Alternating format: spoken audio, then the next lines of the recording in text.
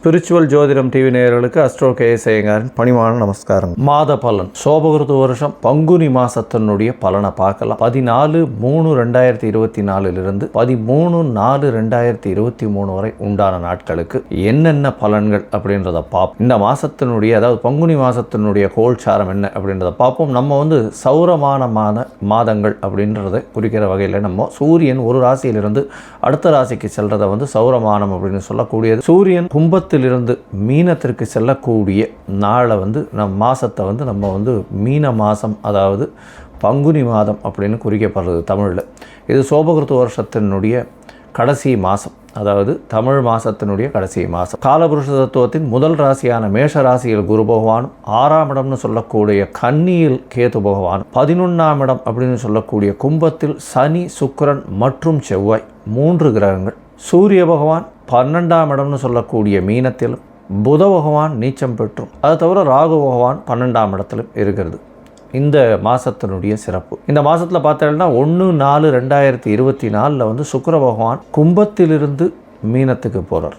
அதனால் இந்த மாதத்தில் 4 கிரகங்கள் சேர்ந்து 1ஆம் தேதி 1/4/2024 மேலே இருக்குது. அதுவும் ஒரு விசேஷம். வரக்கூடிய விசேஷ நாட்கள் அப்படின்னு சொல்லக்கூடியது 14/3/2024 அன்னைக்கு காரடையான் நோன்பு அப்படின்னுவா. மாசியும் பங்குனியும் சேரக்கூடிய நாள். இது எதனால் பிரசித்தி அப்படின்னா, சாவித்ரி தன்னுடைய கணவன் சத்தியவான் யமதர்மன் பிரிந்து எடுத்து சென்ற போதிலும் அவரை போய் பிடித்து அவருடைய உயிரை மீட்ட நாளாக கருதப்படுகிறது. இந்த பங்குனியும் மாசியும் பங்குனியும் கூடுற நாளான இன்னைக்கு திருமணமான பெண்கள் எல்லாம் தன்னுடைய கணவன் நல்லபடியாக இருக்கணும், அவருடைய ஆயுஸ் நல்லபடியாக கெட்டியாக இருக்கணும் அப்படின்றதுக்காக விரதம் இருந்து பூஜை பண்ணுறது. அதை தவிர திருமணம் ஆகாத பெண்கள் நல்ல கணவன் அமையணும் அப்படின்னு பூஜை பண்ணுறதும் இந்த காலகட்டத்தில் நடக்கும். பங்குனி உத்திரம் பௌர்ணமி நாள். பங்குனி உத்திரம்ன்றது ஒரு விசேஷ பௌர்ணமி நாள். இந்த பௌர்ணமி நாள் எதனால் ரொம்ப முக்கியம் அப்படின்னா, சிவபெருமான் திருமணத்தை சொல்லக்கூடியது. அதாவது மதுரை மீனாட்சி சுந்தரேஸ்வரர் திருக்கல்யாணம், அதை தவிர முருகன் தேவயானி கல்யாணம், அதை தவிர இந்திராணி அவர்களுடைய திருமணம். சந்திரன் தன்னுடைய 27 மனைவிகளை 27 நட்சத்திரங்களாக மனைவிகளை திருமணம் செய்து கொண்டார். இதை தவிர இன்னைக்கு திருமணம் அப்படின்றது ரொம்பவும் விசேஷத்தை கொடுக்கக்கூடியது. அது 25/3/2024 வருது பங்குனி. பொதுவாகவே ஜோதிடத்தில் பார்த்தீங்களேனா பங்குனி உத்திரம் ஒரு பௌர்ணமி அப்படின்றதுனால மிகவும் ஏற்றம் கொடுக்கக்கூடியது. ஏன்னா சூரியன் தன்னுடைய நட்பு வீடான குருவினுடைய வீட்டில் இருக்கார். அது ரொம்பவும் விசேஷமான விஷயம். அதை தவிர சந்திர பகவான் சமசப்தமத்தில் போய் உத்திர நட்சத்திரத்தில் இருக்கக்கூடியதும் நல்ல ஒரு. இதன் மூலியமாக பௌர்ணமி யோகம் அமையும். இந்த காலகட்டத்தில் பிறக்கக்கூடிய குழந்தைகள் எதுவாக இருந்தாலும் ஒரு பெரிய வெற்றியை நோக்கி பயணிக்கும் அப்படின்றது உண்டு. இந்த பங்குனி உத்திர திருவிழாவின் போது பார்த்தாலேயானால் ரங்கநாத கமலவள்ளி தாயார் நாச்சியார் சேர்த்தி சொல்லுவாள். அது ரொம்ப விசேஷம். அதாவது ரங்கநாதர் சேர்த்தி கொண்டாடுவோம். அதனால் ஸ்ரீரங்கம் ரொம்பவுமே ரொம்ப பிரசித்தி பெற்றிருக்கும் இந்த பங்குனி உத்திர திருவிழா. 8/4/2023 அன்னைக்கு அமாவாசை. அமாவாசைக்கு அடுத்த நாள் சந்திரமானம்னு சொல்லக்கூடிய சந்திரன் பேஸ் மாதங்கள் மாத பிறப்புகளை கொண்டாடக்கூடிய, அதாவது தெலுங்கு அதை தவிர கன்னடா இவாளெலாம் கன்னடா கொண்டாடக்கூடியவர்கள். இவர்கள் அந்த தெலுங்கு வருடப்பிறப்பை கொண்டாடுறாங்க. அதாவது 9/4/2023 அன்றைக்கி பார்த்தாலேனா தெலுங்கு வருடம் அவளுக்கு யுகாதி பறக்கிறது. இது ஒரு பெரிய விஷயம்.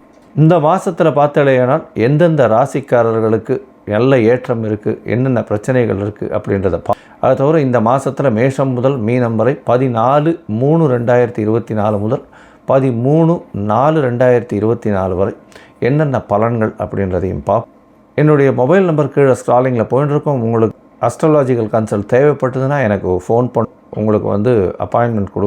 சரி, இப்போது மேஷம் முதல் மீனம் 14/3/2024 முதல் 13/4/2024 சோபகிருது வருஷம் பங்குனி மாதத்தின் பலன்களை ஒன்றுண்டா பார்க்க. கடகம், புனர்பூசம், பூசம், ஆயில்யம் இந்த 3 நட்சத்திரம் 9 பாதங்களை கொண்ட ராசி. ராசியின் அதிபதினு சொல்லக்கூடியவர் அதிவேகமாக செல்லக்கூடிய சந்திர பகவான்.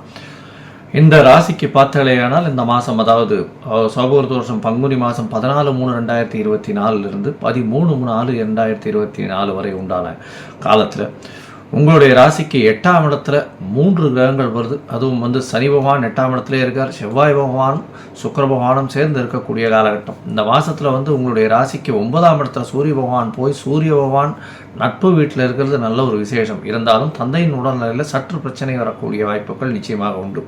ஏன்னா ராகுவோட சம்பந்தம் 9ஆம் இடத்துல காரகனே போய் உட்கார்ந்துருக்கிறது, 9ஆம் இடத்துல போய் உட்கார்றதுன்றது வந்து அந்த அளவுக்கு பிரச்சனையை கொடுக்கும். அதை தவிர 9ஆம் அதிபதியும் 10ஆம் இடத்துல கர்மஸ்தானத்தில் போய் உட்கார்ந்துருக்கிறதுனால அந்த அளவுக்கு ஏற்றத்தை கொடுக்காது. தந்தையின் உடல்நிலையில் சற்று பிரச்சனைகள் இருக்கக்கூடிய காலகட்டமாக இந்த கடகராசிக்காரர்களுக்கு இருக்கும். 10ஆம் இடத்துல குரு பகவான் இருக்கிறதுனால புதிய தொழில் அமையக்கூடிய வாய்ப்புகள் உண்டு, புதிய வேலை அமையக்கூடிய வாய்ப்புகள் உண்டு. வேலையின் மூலியமாக வெளிநாடு வெளியூர் வெளிமாநிலம் செல்லக்கூடிய வாய்ப்புகள் நிச்சயமாக இருக்கும்.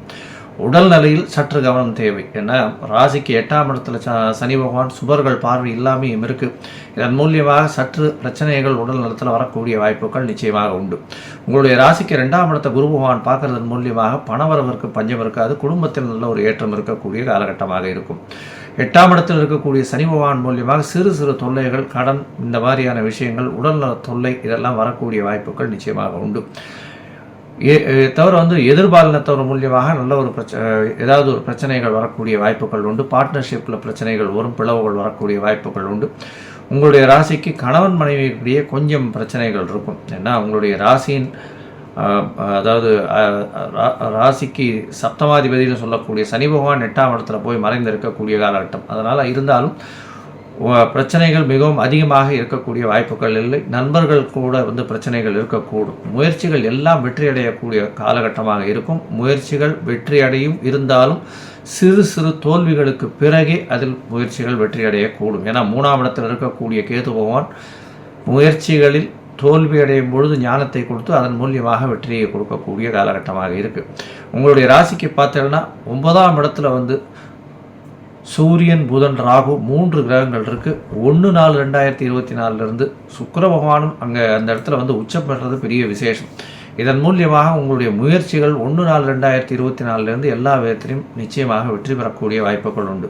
படிக்கிறதுக்கு இந்த மாணவர்கள் வெளிநாட்டுக்கு போகணும்னு பார்த்துட்டு இருந்தீங்கன்னா கண்டிப்பாக வெளிநாடு போகக்கூடிய வாய்ப்புகள் உண்டு. ஏன்னா 3ஆம் அதிபதி முயற்சி ஸ்தான அதிபதினு சொல்லக்கூடிய புத பகவான் தான் படிப்புக்கு காரகன். அவரும் வந்து உங்களுக்கு வந்து 9ஆம் இடத்துல போய் நீச்ச பங்கம் அடைகிறார் 1ஆம் தேதிக்கு மேலே. அதனால் நீச்ச பங்கம் அடையக்கூடிய காலகட்டத்தில் பார்த்தீங்கன்னா கண்டிப்பாக உங்களுக்கு வெளிநாட்டிற்கு நீங்கள் கேட்ட யூனிவர்சிட்டி கிடைக்கக்கூடிய வாய்ப்புகள் நிச்சயமாக கிடைக்கும்.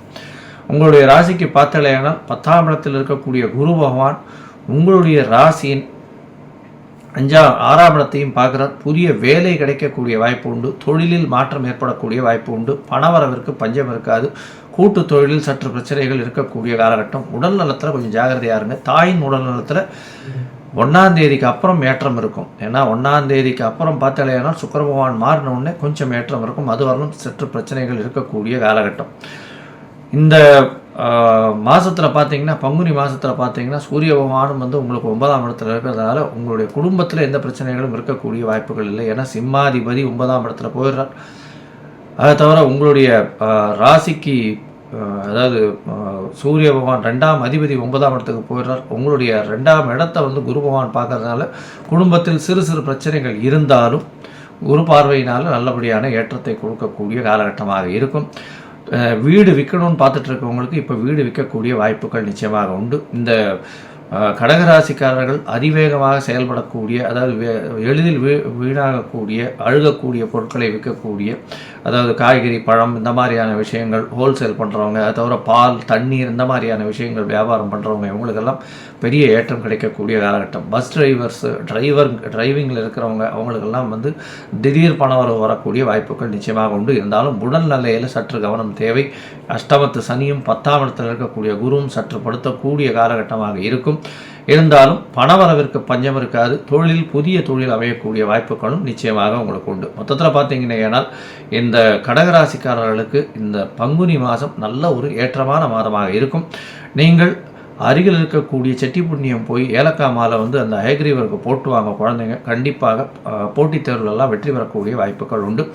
அருகில் இருக்கக்கூடிய சிவன் கோவிலில் வந்து உங்களால் முடிஞ்ச துவரம் பருப்பு தானம் கொடுங்க. ஏன்னா செவ்வாய் பகவான் உங்களுடைய அதியோகர் வந்து 8ஆம் இடத்துல மறைஞ்சி இருக்கிறதுனால அந்த செவ்வாய் பகவானை வலுப்படுத்துறதுக்கு துவரம் பருப்பு தானம் கொடுத்துட்டு வர்றதன் மூலியமாக நல்ல கடகராசிக்காரர்கள் வந்து 5ஆம் தேதி கார்த்தாலிருந்து 7ஆம் தேதி கார்த்தால வரலும் உண்டான நாட்களை தவிர்க்கிறது ரொம்பவும் நல்லது. 5/4/2024 7/4/2024 வரலும் உண்டான நாட்களை தவிர்க்கிறதன் மூலியமாக சந்திராஷ்டம காலம் அது, அதனால் வந்து மதி மயங்க கூடும். அதனால் சந்திராஷ்டம நேரத்தில் வெளியூர் வெளிநாடு பிரயாணங்கள் வேண்டாம், புதிய முடிவுகள் எடுக்க வேண்டாம்னு சொல்கிறோம். ஒருவேளை எடுக்க வேண்டிய நிர்பந்தம் ஏற்பட்டால் சந்திரனுக்கு உண்டான எளிய பரிகாரங்கள் செய்வதன் மூலியமாக, அதாவது அருகில் இருக்கக்கூடிய கோவிலில் வந்து உங்களால் முடிஞ்ச அதாவது செம்பருத்தி பூ இல்லைன்னா வந்து செம்பருத்தி இலை, அது தவிர வெள்ளை அல்லிப்பூ இது வந்து தானம் கொடுக்கறதன் மூலியமாக கண்டிப்பாக சந்திராஷ்டமத்தின் தாக்கம் குறையும்.